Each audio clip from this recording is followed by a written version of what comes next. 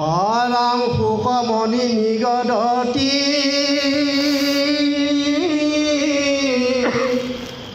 শুনা সুভদ্ৰাৰ নাতি তাত অনন্তৰে যেন ভৈল অভগত দৈত্যগণ দেৱৰ হাৰিয়াৰণ দহু দিশে পলাইবা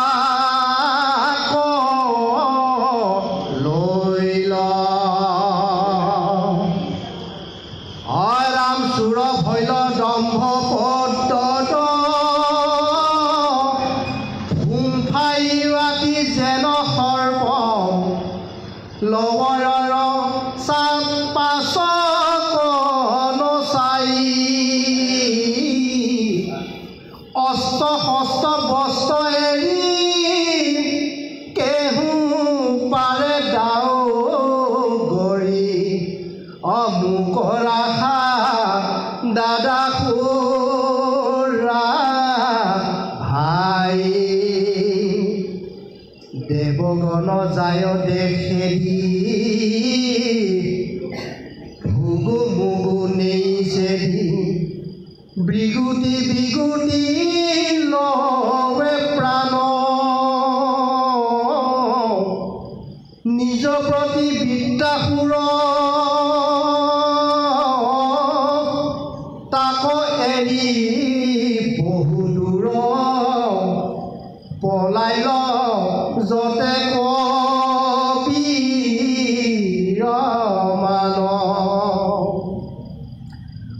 ৰাম মহাবীৰ বিদ্যাসুৰ চাহি আছে একেশ্বৰে দেখে বিৰংকনো পলাই যায় মহাচন্দ্ৰ হাস্য কৰি নজা নজা ৰণ এৰি বুলিবে লাগিলা পূজাই জয় ঈশ্বৰ জয় ঈশ্বৰ। সেই গুৰু সমস্ত দেৱ আৰু দৈত্য সমস্তৰ মহাৰণ চলি আছে। বৃত্তাসুৰক আগত লৈ দৈত্যসকল দেৱতাসকলৰ লগত যুদ্ধ জিনিবৰ কাৰণে তেওঁলোকে প্ৰয়াস কৰি আছে। অন্যহাতে স্বয়ং প্ৰভু ভগৱন্তৰ কৃপাত দেৱতাসকলে দধিচি মুনিৰ আত্মত্যাগৰ পিছত সেই মুনিৰ অস্থিৰে যি মহা অস্ত্ৰ নিৰ্মাণ কৰিছে সেই অস্ত্ৰই হৈছে ব্ৰজ। সেই বৰ্জক ধাৰণ কৰি দেৱতাসকল পৰম আত্মবিশ্বাসী হৈ গ'ল। যি প্ৰভু ভগৱন্ত বিষ্ণুৱে কৃপা কৰিলে, যি মহৰ্ষি দধিচি মুনিয়ে নিজৰ দেহ ত্যাগ কৰিছে দেৱকাৰ্য সিদ্ধিৰ কাৰণে, আৰু দেহ ত্যাগ কৰাৰ আগতে দেৱসকলক দধিচি মুনিয়ে মহা আশীৰ্বাদ কৰিছে। এইখিনিকে পোৱাৰ পিছত দেৱতাসকলৰ শক্তি বৃদ্ধি পায়, আৰু সেইকাৰণে দৈত্যৰ ভয়ত পলাই পত্ৰং দি লুকাই থকাৰ জাগা বিচাৰি নোপোৱা দেৱতাসকল ব্ৰজৰ শক্তিক বিষ্ণু আৰু শিৱ শক্তিক আলম কৰি তেওঁলোক দৈত্যৰ লগত যুঁজিবৰ কাৰণে আহিল। আৰু সেইখনত একমাত্ৰ বৃত্তাসুৰৰ বাহিৰে বাকী সমস্ত দৈত্য নিজৰ বলৰ ওপৰত নিজৰ শক্তিৰ ওপৰত ভৰসা কৰিছিল যদিও তেওঁলোকে সদায় বৃত্তাসুৰৰ ওপৰতে নিৰ্ভৰ হৈ আছিল।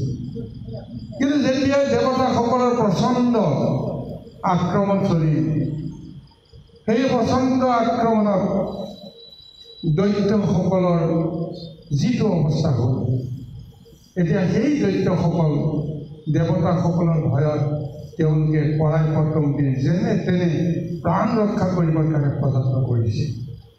অথচ তেওঁলোকৰ সন্মুখত মহাশক্তিশালী বৃত্তাসুৰ আছে। সেই বৃত্তাসুৰৰ কথাও তেওঁলোকে পাহৰি গ'ল। অৰ্থাৎ তেওঁলোকৰ মনত এনেকুৱা এটা শংকা আহি গ'ল যে এই দেৱাসুৰজনক দেৱতাসকলে যি উদ্যম লৈ ব্ৰজক এক মহা অস্ত্ৰ ৰূপত ধাৰণ কৰি দৈত্যকুল নিপাত কৰিবৰ কাৰণে আহিছে, আৰু এই দৈত্যকুল নিপাত হৈ যাব। গতিকে নিজক নিজে ৰক্ষা কৰিবৰ কাৰণে সেই যুদ্ধক্ষেত্ৰ এৰি পলাই পত্তং দিবৰ কাৰণে তেওঁলোক বাধ্য হৈছে। ইফালে লগত আছে বৃত্তাসুৰ, বৃত্তাসুৰৰ কথা পাহৰি গ'ল। অকলশৰে বৃত্তাসুৰক ৰণত এৰি থৈ সমস্তে নিজে নিজে প্ৰাণ লৈ পলাবৰ কাৰণে উপক্ৰম কৰিলে। আৰু এই ভয়াতুৰ ৰূপটো দেখি বৃত্তাসুৰৰ বোলে তন্ময় হৈছে, কি হ'ল? আজি যুদ্ধৰ যিটো নিয়ম নীতি সমস্তবিলাক তেওঁলোকে বিসৰ্জন দি আত্মৰক্ষাটোকহে যেন তেওঁলোকে এক বিশেষ উপায় হিচাপে গণ্য কৰিছে। কিন্তু যিটো শক্তিক লৈ শত্ৰুপক্ষৰ লগত আমি মুখামুখি হ'ব লাগে, সেই শক্তিটো যেন তেওঁলোকৰ দেহত নাই, মনত নাই। সেইকাৰণে তেওঁলোক ৰণক্ষেত্ৰ এৰি পলাই গৈছে। গতিকে এইকাৰণে গুৰু সমস্ত এইখন সংসাৰত আমি অকলশৰে কেতিয়াও জীয়াই থাকিব নোৱাৰোঁ। নিশ্চয় কাৰোবাৰ সহায়ত, কাৰোবাৰ সহযোগত আমি জীৱন যুদ্ধত আমি অৱতীৰ্ণ হ'বই লাগিব। কিন্তু আমি নিৰ্ণয় কৰিব লাগিব আমি কাৰ সহযোগত, কাৰ সহায়ত আমি জীৱন যুদ্ধ কৰিম। সেইসকলৰ যদি ভয় শংকাই নিজৰ জীৱনৰ সকলো সময়তে ভয়াতুৰ দৰে তেওঁলোকক যদি বিচলিত কৰি থাকে, আত্মবিশ্বাস যদি নাথাকে, দৃঢ়মতি যদি নাথাকে, জীৱন পণ কৰিবৰ কাৰণে তেওঁলোকৰ যদি অংগীকাৰ নাথাকে, সেইসকলক সাৰথি কৰিলে আমাৰ যিটো বিপদ হ'ব। আজি দৈত্যকুলত তেনেকুৱা এটাই ৰূপ আহি গৈছে। এইটো নিজৰ প্ৰাণৰ বাহিৰে আনৰ কথা চিন্তা কৰা নাই, আৰু নিজৰ প্ৰাণ ৰক্ষা কৰিবৰ কাৰণে ইজনে সিজনক সহায়হে বিচাৰিছে। কিন্তু শত্ৰুপক্ষক যে জিনিবৰ কাৰণে, জীৱন পণ কৰি যে ৰণক্ষেত্ৰত তেওঁলোকে অৱতীৰ্ণ হ'বৰ কাৰণে কাৰোবাক যদি আশ্ৰয় কৰিব লাগে, সহায় ল'ব লাগে, এই কথাটো পাহৰি গ'ল। গতিকে এইকাৰণে গুৰুসকল দৈত্য বুদ্ধি কিমান এক ঘনস্থায়ী শক্তিত তেওঁলোকে নিজকে সমৰ্পিত কৰিব লগা হৈছে, নিৰ্বাচিত কৰিব লগা হয়। গতিকে দৈত্য বুদ্ধি যেতিয়ালৈকে আমাৰ দেহত থাকিব, অহংকাৰ থকালৈকে আমি শক্তিমন্ত হৈ থাকিম। কিন্তু যেতিয়াই সেই শক্তি হ্ৰাস হোৱাৰ উমান পাওঁ, তেতিয়া আমি বিকল্প কোনো পৰিত্ৰাণৰ ব্যৱস্থা নাপাওঁ। একমাত্ৰ বৃত্তাসুৰে দেৱতাসকলক ভয় নকৰাকৈ সাহসেৰে তেওঁ থিয় হৈ আছে। অথচ তেওঁ ত্যাগ কৰি সমস্ত তেওঁৰ সৈন্যসকল পিছহুমুকি দৌৰি পলাইছে। কি এক নভবা নিচিন্তা অসম্ভৱ মহা দৃশ্য আহি গৈছে বৃত্তাসুৰৰ মনত। গতিকে তেওঁ নিজকে ধিক্কাৰ মাৰিছে।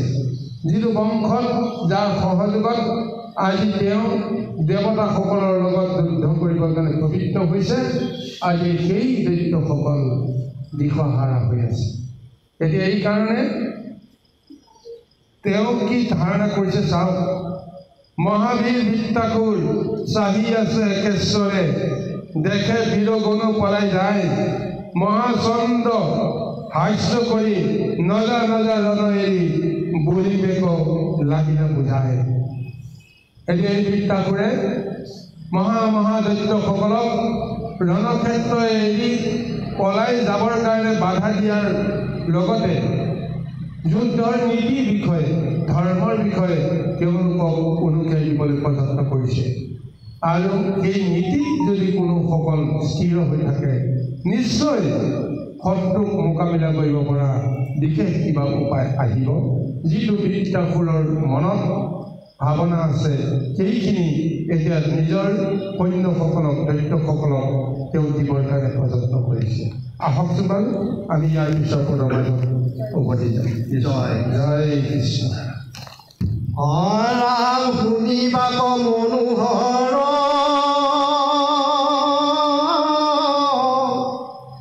যথোচিত্ত সময়ৰ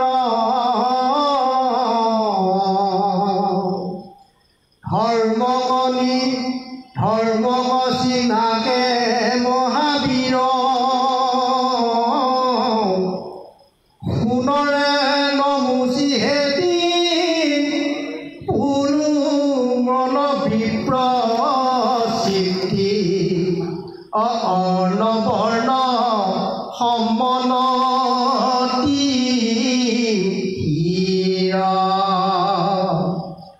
অলাম হয় গ্ৰীভ কুশীৰ বিষপৰ্ব মহাবীৰ শুনাউৰে মুহুৰ বচন কেনেহেন ভয় হুয়া আগ পাছ নুলিয়া পলা হব হবে দৈত্য গণ অৰাম কৰি ইটো মন্দ কাজ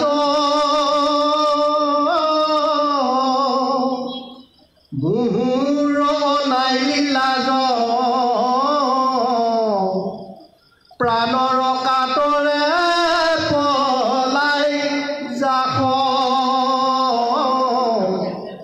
যত অস্ত্ৰ শস্ত্ৰ শাস্ত্ৰ মিছাতে শিলিহি মাত্ৰ অহৰ্তুক কৰাই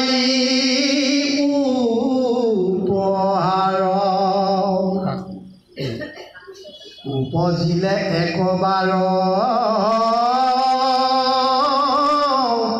মৰিবাক লাগে তাৰ মৃত্যু কনেৰাৱে কেজন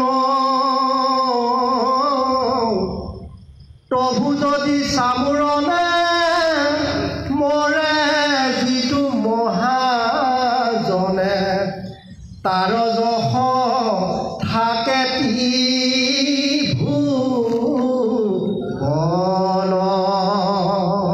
আজি বিশ্বাসৰে এই ভয়ংকৰ সংকটৰ মুহূৰ্তত দৈত্যসকলক মহাশক্তি প্ৰদানৰ কাৰণে ধৰ্ম উপদেশ তেওঁ দিবলৈ গৈ আছে। এইখন সংসাৰত আমি দেৱতাই হওক বা দৈত্যই হওক যি বংশতে আমাৰ জন্ম নহওক কিয় প্ৰত্যেক বংশৰে এটা ধৰ্মৰ মৰ্যাদা ৰক্ষা কৰিবৰ কাৰণে আমি কৰ্ম কৰাটোৱেই হৈছে মুখ্য উদ্দেশ্য। সেই কৰ্ম আৰু ধৰ্ম আমি কেনেকৈ পালন কৰিব লাগিব, পালনৰ অনুসাৰেহে আমাৰ কৰ্ম সাধনা হ'ব, কৰ্মফল আমাৰ প্ৰাপ্তি হ'ব। আজি সেইকাৰণে এই সংকটৰ মুহূৰ্তত বিশ্বাসুৰৰ পৰা যি এক মহা মনোহৰ উপদেশ ধৰ্মবাণী প্ৰচাৰ হৈছে ভাবিলে আচৰিত লাগে যে তেওঁ কৈছে কি শুনিবাক মনোহৰ যথোচিত সময়ৰ ধৰ্মক চিনাৱে মহাবীৰ সোণৰে নমচি খেতি পৰুমন বিপ্ৰচিতি অনৰ্বণ সম্বৰতি ক্ষীৰ হয়গীত শংকুক্ষীৰ বিষপ্ৰব্য মহাবীৰ শুনা অৰে মুহুৰ বচন কেনেহেন ভয় হুয়া আগ পাছ নগনীয়া পলাৱশ হৰে দৈত্যক। দৈত্যসকলৰ ভিতৰত মহাদৈত্যসকল আছে। সেইসকলৰ ভিতৰত একাদশ মহাদৈত্যক দেৱতাসকলেও ভয় কৰিবৰ কাৰণে সমীপ কৰিবৰ কাৰণে বাধ্য হয়। যেনেকৈ একাদশ ৰুদ্ৰ দ্বাদশ আদিত্য দেৱকুলৰ লগত সম্বন্ধ আছে, ঠিক তেনেকৈ দৈত্য কুলৰ লগত একাদশ মহাদৈত্য, সেই দৈত্যৰ নাম শুনিলেই দেৱতাসকল ভয়ত কম্পিত হ'ব লগা হয়। সেইসকলৰ ভিতৰত আছে নমুচি, হেতি, পলুমন, বিপ্ৰচিতি অনৰ্বন সম্বৰ তিখিৰ হয়গ্ৰীৱ শংকুক্ষীৰ বিষপৰ্বা এই একাদশ মহাদৈত্য এওঁলোকো এতিয়া পলাই পত্ৰম দিবৰ কাৰণে বাধ্য হৈছে। সেইকাৰণে বৃত্তাসুৰে তেওঁলোকক নাম ধৰি ধৰি পিছফালৰ পৰা মাতিছে, মাতি কৈছে যে মোৰ কথা শুনা, যে এনেদৰে এই যুদ্ধত পলায়ন কৰি যুদ্ধৰ নীতি ধৰ্মৰ নীতি সমস্তখিনি তোমালোকে উলংঘা কৰিছা। তাৰ বিপৰীতে কি কৰিছা? দৈত্যসকলৰ যি যশ আছে, কীৰ্তি আছে, বল আছে, সেই সমস্তবিলাক এতিয়া তোমালোকৰ এই ভয়াতুৰ লক্ষণৰ কাৰণে সমস্তবিলাক কলংকিত হৈ গৈছে। লোক উপহাস্য এক যেন ৰসহে তোমালোকে প্ৰদান কৰিছা। এতিয়া তোমালোকৰ এই ভয়াতুৰ ৰূপ দেখি দেৱতাসকলে হাঁহিছে, দেৱতাসকলে দৈত্যসকলক তিৰস্কাৰ কৰিছে, উপলুঙা কৰিছে। এইখন সংসাৰত কোনেও যেন আমাক উপলুঙা কৰিব লগা নহয়, তাৰ কাৰণে আমি নিজকে সদায় নিজৰ স্থিতি অটল থাকিবৰ কাৰণে প্ৰচেষ্টা কৰিব লাগিব। মই য'তে আছোঁ তাতেই নিজৰ অৱস্থিতিটো উল্লেখ কৰি চিনিব পাৰি নিজৰ ধৰ্ম ৰক্ষা কৰাটো হৈছে মুখ্য কৰ্ম। সেইকাৰণে কৈছে যে কৰি এইটো মন্দ কাজ মহুৰ অনাইলি লাজ প্ৰাণৰ কাটৰে পলাই যাখ যত অস্ত্ৰ শস্ত্ৰ শাস্ত্ৰে মিছতে শিকিলি মাত্ৰ শত্ৰুক কৰাই উপহাৰ। গতিকে তোমালোকে যিটো যুদ্ধৰ নীতিত আজি ভয়াতুৰৰ দৰে যিটো আচৰণ কৰিলা, তাৰ ফলত মোৰহে মান মৰ্যাদা বল শক্তি যেন উপলুঙা কৰিলা। মই তোমালোকক ৰক্ষা কৰিব নোৱাৰোঁ, সেইকাৰণে তোমালোকে পলাই গৈছা। কিন্তু প্ৰকৃততে যুদ্ধ ক্ষেত্ৰত আমাৰ যিটো ভাৱনা হ'ব লাগে, কৰেংগে ইয়া মৰেংগে, হয় কৰিম নহয় মৰিম। যুদ্ধতটো এদিন এটা পক্ষৰ জয় হ'ব, এটা পক্ষৰ পৰাজয় হ'ব।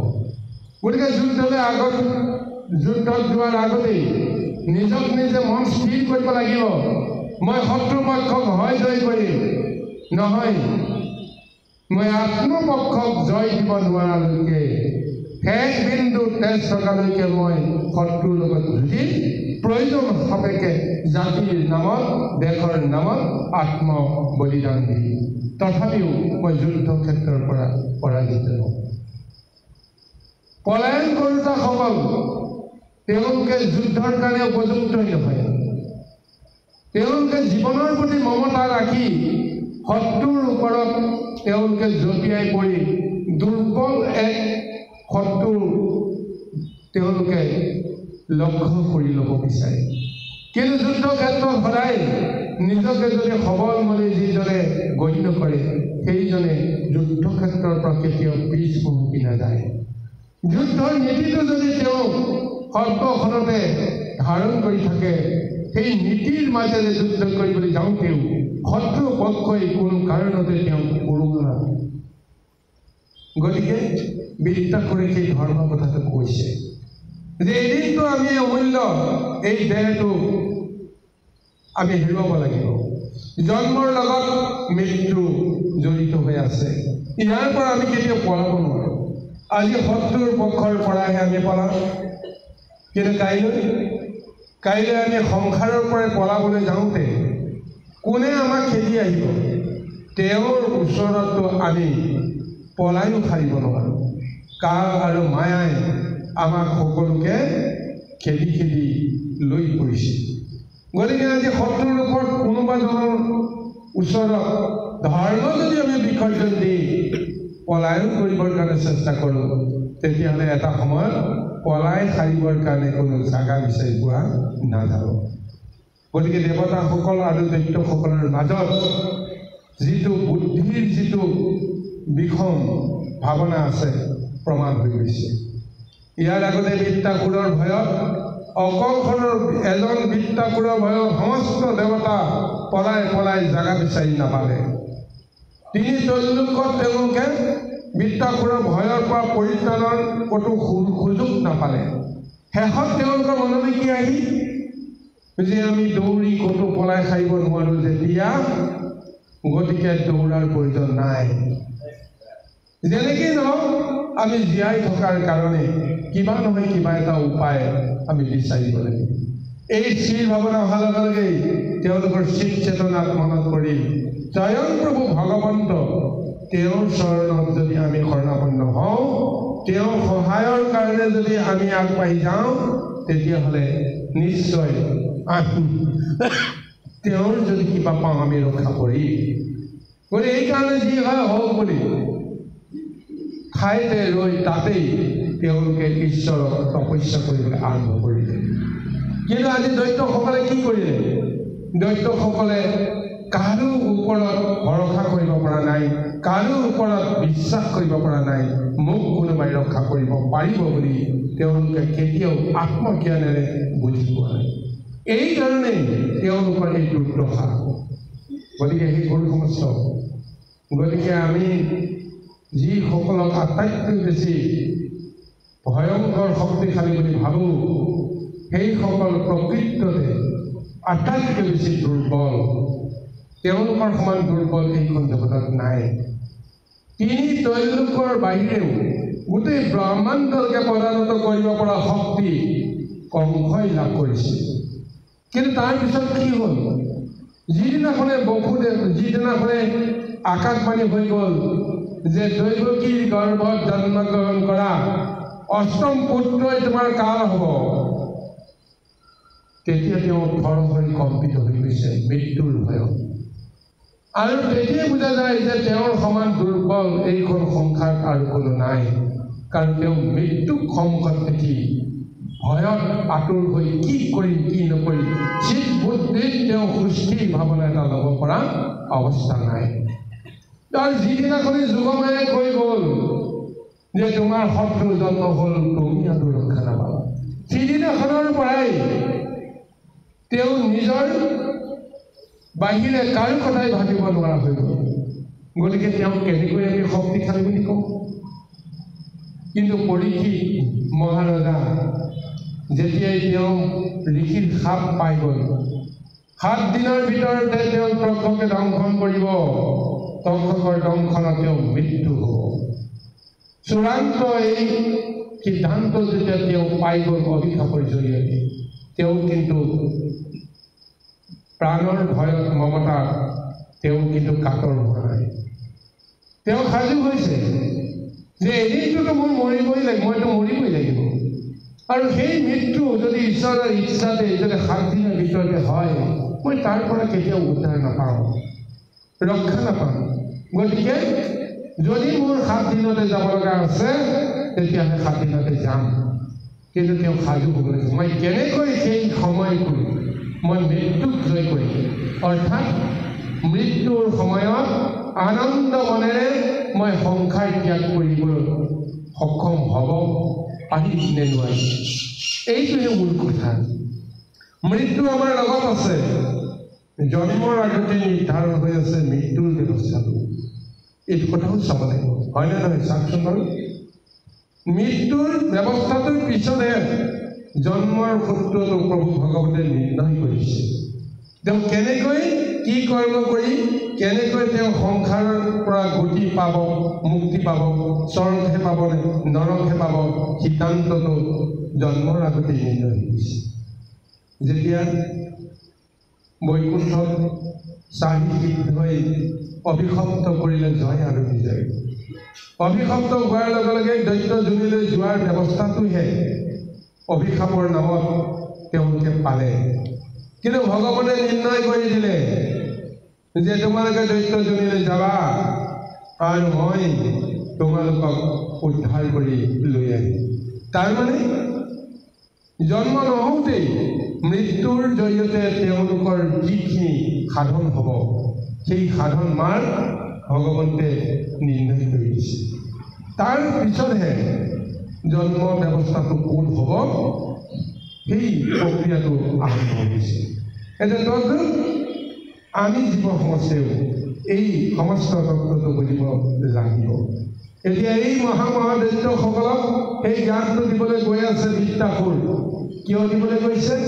যে তেওঁ যে এজন পৰম বৈষ্ণৱ, দৈত্যৰ শাৰীত থাকিব পাৰে, জন্মসূত্ৰে তেওঁ হয়তো দৈত্যজনিত জন্ম হ'ব পাৰে, কিন্তু যিজন পৰম বৈষ্ণৱ, সেই বৈষ্ণৱৰ কোনো জাতি নাই, বৈষ্ণৱৰ কোনো পৰিচয় নাই, জাতি পৰিচয়ৰ ব্যৱস্থাটো তেওঁ নাই। অন্তৰাত্মাত কেৱল তেওঁ এজন ঈশ্বৰ ভক্ত বা ঈশ্বৰৰ সেৱক। গতিকে এই আত্মজ্ঞান বৃত্তাসুৰৰ আছে কাৰণে তেওঁ আনক উপদেশ দিব পাৰিছে কোনটো নীতি ৰক্ষা কৰিলে কাৰ লাভ হ'ব, কাৰ লোকচান হ'ব। সি বিৰোধী পক্ষত থাকিও যদি নিজৰ ধৰ্মটো যদি ৰক্ষা কৰিবৰ কাৰণে প্ৰবল সংগ্ৰামত তেওঁ যদি লিপ্ত থাকে, সকলোৱে তেওঁক মান্যতা দিবলৈ বাধ্য হ'ব লাগিব। আৰু তাৰ জৰিয়তে তেওঁ কৰ্মযুদ্ধত জয়ী হ'ব। আজি বৃত্তাসুৰৰ যিটো অৱস্থাৰ মাজেৰে আগুৱাই গৈ আছে, কোনেও ক'ব নোৱাৰে যে বৃত্তাসুৰ পৰাজিত হৈ গ'ল। বৃত্তাসুৰক মাৰিবৰ কাৰণে হাজাৰজনে প্ৰচেষ্টা কৰিব লগা হ'ল। কিয়? তাতেই নিৰ্ণয় হৈ গৈছে স্বয়ং প্ৰভু ভগৱন্ত য'ত জড়িত হ'ব লগা হৈছে দেৱতাসকলৰ শাৰীত দৈত্যসকলক পৰাভূত কৰিবৰ কাৰণে, তেতিয়াহ'লে সেই শক্তি কিমান মহান। এইখন মহাভাগৱতত অকল ভক্তৰ কথাই নাই, এইখন মহাভাগৱতত দৈত্যসকলৰ কথাও আছে। কাৰণ দৈত্যসকলৰ শক্তিৰ পৰিচয় যদি জগতত প্ৰকাশ নকৰে, ভগৱন্তেও লীলা কৰিব নোৱাৰে। তেতিয়াহ'লে ভগৱতৰ কথা শুনি, ভগৱন্তৰ কথা শুনি আমি পুণ্য অৰ্জন কৰাৰ মাজৰেও এইটো কথাও ক'ব লাগিব যে দৈত্যসকলৰ কথা আমি যদি আলোচনা নকৰোঁ, দেৱতাসকলৰ দেৱবুদ্ধিৰ কথাও ভাবিব নোৱাৰোঁ। গতিকে আজি সেই ভক্তপ্ৰাণ এক মানসিকতা দৈত্যপতি বৃত্তাসুৰৰ জৰিয়তে সমস্ত প্ৰদান কৰিছে। আৰু সেই একেই দেৱশক্তি, দেৱ উপদেশক সেই দৈত্যসকলক দি তেওঁলোকক সবল কৰিবৰ কাৰণে প্ৰযত্ন কৰিছে। যেনেকৈ এদিন প্ৰহ্লাদেও কৈছিল, দেৱশিশু প্ৰহ্লাদে 5 বছৰ বয়সতে কৈছিল যে তোমালোকে দৈত্যৰ আচাৰ নীতিবিলাক ত্যাগ কৰা, বৈষ্ণৱৰ নীতিবিলাক গ্ৰহণ কৰা। অৰ্থাৎ সমস্ত দৈত্যকুলক দেৱকুলৰ পৰিচয় দি ভকত হোৱাৰ যিটো ব্যৱস্থা, সেইখিনি প্ৰদান কৰিবৰ কাৰণে যিসকলে চিন্তা কৰে, সেইসকলে কুলৰ পৰিচয়, ধৰ্মৰ পৰিচয় সমস্ত হেৰুৱাই কেৱল ভকত ৰূপে তেওঁ পৰিচিত হয় আৰু সেই সূত্ৰে ভগৱানৰ কৃপা লাভ কৰে। আৰু এনেদৰে আজি এই বৃত্তাসুৰে নিজৰ ধৰ্ম ৰক্ষা কৰি নিজৰ দৈত্যকুলক এই মহাশিক্ষা দিছে। তেওঁলোকক লাজ দিয়াৰ চলেৰে শিক্ষা, জ্ঞান, উপলব্ধি এইখিনি পুনৰুদ্ধাৰ কৰিবৰ কাৰণে বিচাৰিছে। যত শাস্ত্ৰ অস্ত্ৰ মিছাতে শিকিলি মাত্ৰ, শত্ৰুক কৰাইলি উপহাস। যে ইমান দিনে যে মহা মহা বীৰ ৰূপত তোমালোকে যিমানবিলাক অস্ত্ৰ শস্ত্ৰ যুদ্ধ বিদ্যাৰ নীতি শিক্ষা গ্ৰহণ কৰিলা, তাৰ কি মূল্য আছে? এইখিনি যদি প্ৰয়োগ কৰি তোমালোকে আত্ম বিসৰ্জন দিব নোৱাৰা, আত্মত্যাগ কৰিব নোৱাৰা, তেতিয়াহ'লে সেই শিক্ষাৰ মূল্য কি আছে?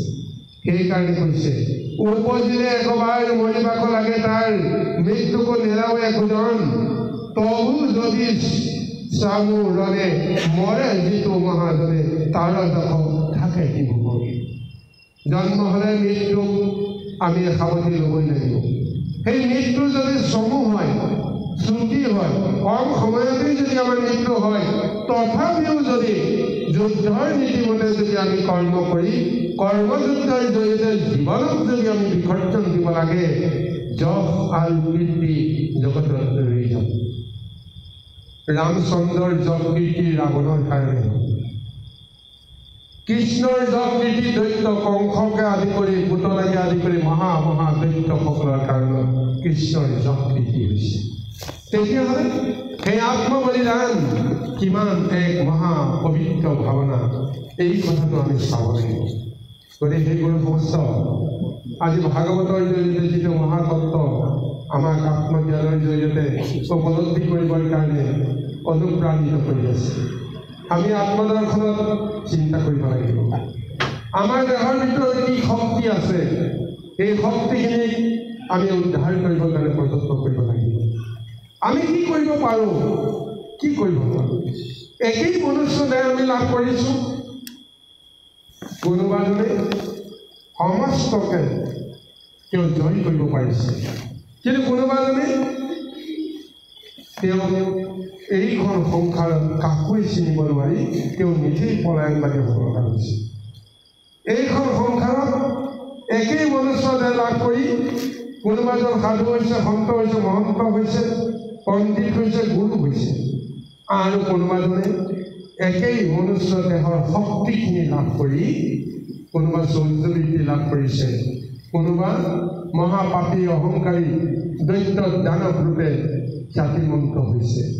কিন্তু প্ৰকৃতাৰ্থত আমি নিজৰ শক্তিক যদি চিনিব পাৰোঁ, শক্তিক যদি আমি প্ৰয়োগ কৰিব পাৰোঁ, শক্তিক যদি আমি সঠিক ঠাইত আমি যদি ব্যৱহাৰ কৰিব পাৰোঁ, তেতিয়াহ'লে নিশ্চয় আমাৰ সেই কৰ্মযুদ্ধই আমাৰ পৰিচয় নিৰ্ণয় কৰিব।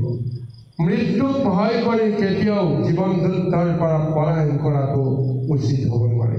আজি বিদ্যাসুৰে যেন সেই পৰম জ্ঞানটোকে দৈত্যসকলক দিবৰ কাৰণে প্ৰযত্ন কৰিছে। কৃষ্ণ।